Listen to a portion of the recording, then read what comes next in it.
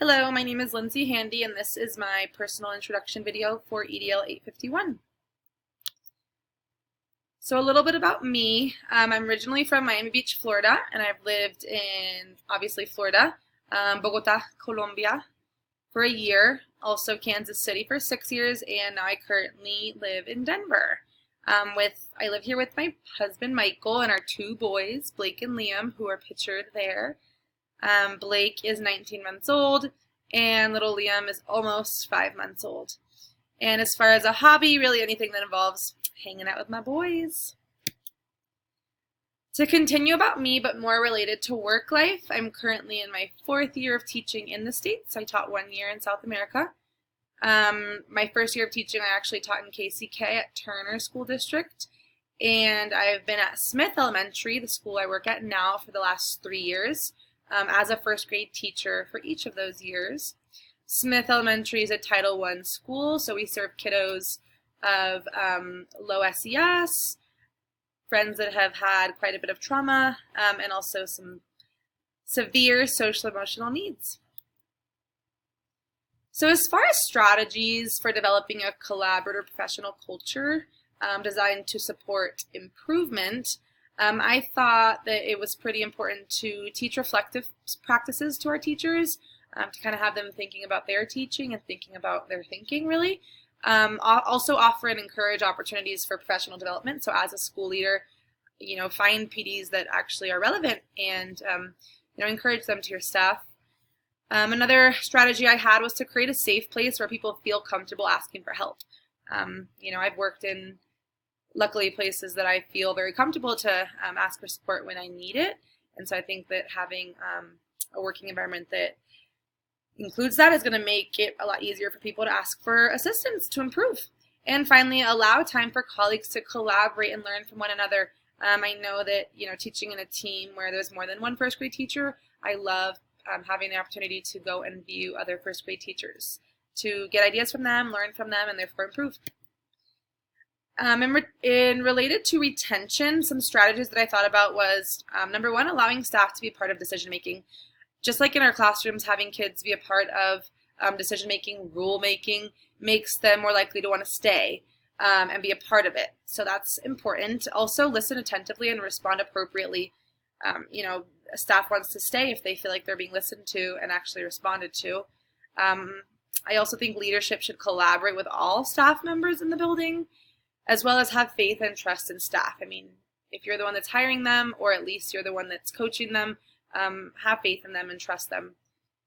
Have an open door policy, I think, is also huge for retention. Knowing that a teacher or a staff member can come to you for questions, support, advice. Open door policy is huge. And finally, offer opportunities for learning and growth.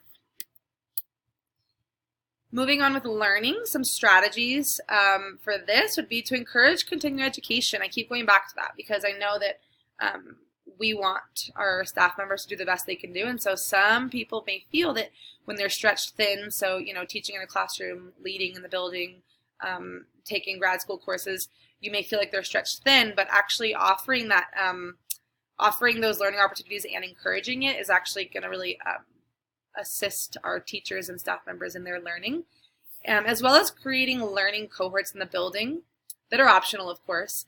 And so then I think about the learning for kids as well. So offer the PDs on effective classroom management, because we know when a classroom is ran appropriately and well, there's better learning going on in the building.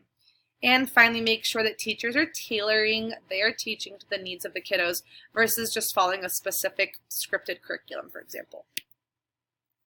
And finally, well-being. Some strategies that I thought about were to encourage teachers to disconnect when they're not at work.